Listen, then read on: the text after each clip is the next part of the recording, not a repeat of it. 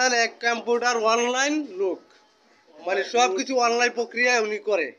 তাহলে আমরা নিয়ে আসছি একজন বাচ্চার কাগজ করার জন্য। দেখেন এই যে বাচ্চার টিকার কার্ড আছে, বাচ্চার মার অনলাইন জন্ম সনদ আছে, আর আমার এই যে সরাসরি স্মার্ট কার্ড আছে। জন্ম নিবন্ধন এমন একটা নিয়ে আইছে, এটার কোনো লাইসেন্স নাই। স্মার্ট কার্ড আছে সম্পূর্ণ। স্মার্ট কার্ডকে বলে হবে না, স্মার্ট কার্ড পানিতে পলাইতাম। তারপর বলে অনলাইন জন্ম নিবন্ধন করতে হইবে আবার এই পুরানটা।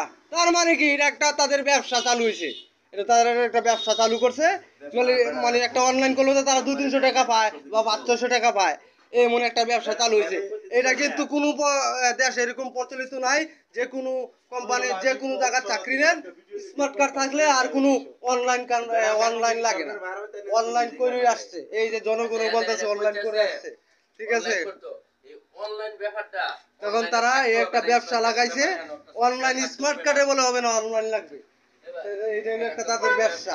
এই প্রতিবেদনটা দিলাম সরকারি অফিসও, তারা আপনারা এটা একটা পদক্ষেপ নেবেন। কেন স্মার্ট কার্ড থাকার পরে অনলাইন লাগবে, ইনশাল্লাহ।